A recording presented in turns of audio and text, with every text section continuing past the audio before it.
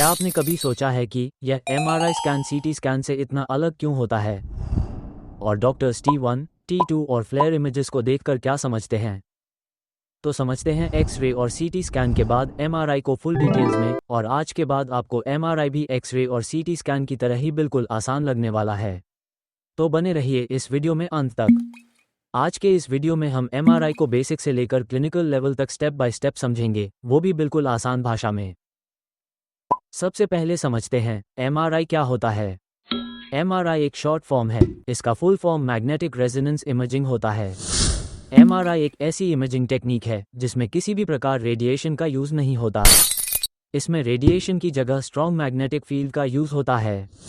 अपन ने CT scan वाले video में सीखा था कि कैसे हमारे शरीर का 360 डिग्री इमेजिन व्यू लिया जाता है। ठीक उसी तरह से ही एमआरआई में स्ट्रॉन्ग मैग्नेटिक फील्ड की मदद से हमारे शरीर के अंग का 360 डिग्री का डिटेल्ड व्यू लेकर इमेजेस बनाई जाती हैं। सीटी स्कैन में एक्स रे वेव का यूज होता है, लेकिन एमआरआई में स्ट्रॉन्ग मैग्नेटिक फील्ड का यूज होता है। इसलिए ही तो एमआरआई स्कैन में सॉफ्ट टिश्यूज ज़्यादा क्लियरली दिखाई देते हैं, जैसे ब्रेन, स्पाइनल कॉर्ड और मसल्स। अब आते हैं सबसे इम्पॉर्टेंट कॉन्सेप्ट पर, एमआरआई की सीक्वेंसेस। एमआरआई को समझने के लिए आपको 3 बेसिक सीक्वेंसेस समझने होंगे, T1, T2 और फ्लेयर। सबसे पहले समझते हैं T1 सीक्वेंस को। T1 इमेज में फैट ब्राइट यानी सफ़ेद दिखाई देता है और फ्लूइड डार्क यानी काला दिखाई देता है। इसका मतलब ब्रेन का स्ट्रक्चर और ब्रेन की एनाटॉमी T1 में सबसे अच्छे से दिखाई देते हैं। अब समझते हैं T2 सीक्वेंस को। T2 इमेज में फ्लूइड ब्राइट दिखाई देता है, यानी पानी या स्वेलिंग सफ़ेद दिखेगा। इसलिए T2 सीक्वेंस डिजीज डिटेक्ट करने में बहुत यूज़फुल होता है। अब तीसरा और सबसे इंटरेस्टिंग, फ्लेयर।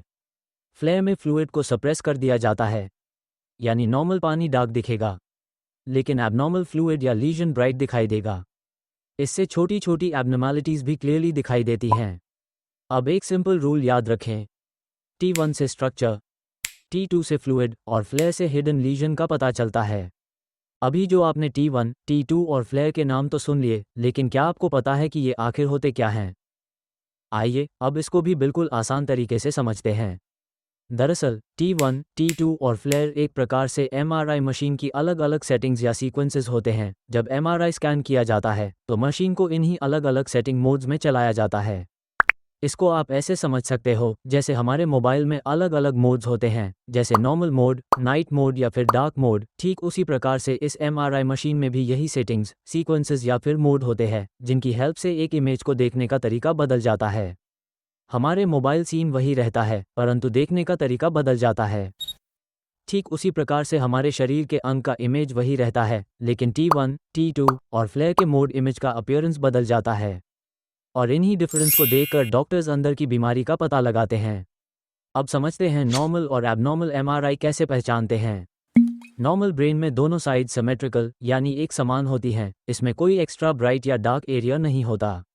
लेकिन अगर कहीं एबनॉर्मल ब्राइट स्पॉट दिखाई दे या फिर एसिमेट्रिकल असमानता दिखे तो यह कोई डिजीज होने का संकेत हो सकता है।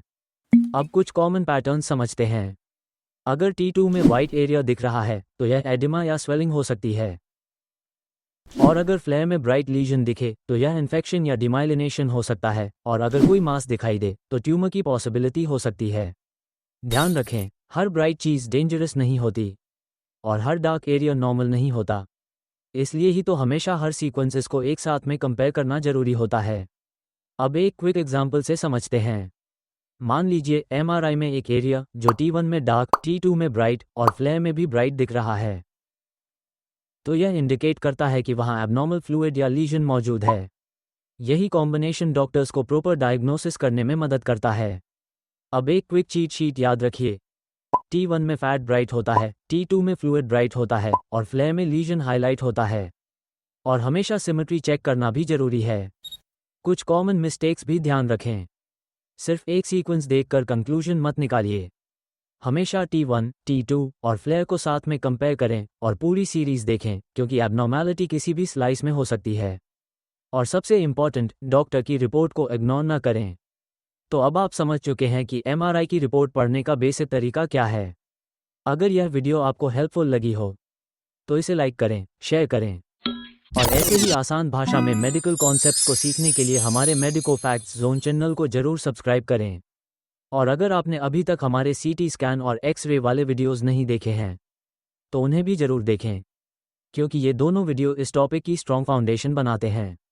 याद रखिए, एक्स-रे, सीटी स्कैन और एमआरआई की इमेजेस सिर्फ तस्वीर नहीं होती, बल्कि यह हमारे शरीर की हिडन लैंग्वेज होती है। और अब आप इसको इन वीडियो के माध्यम से समझना शुरू कर चुके हैं।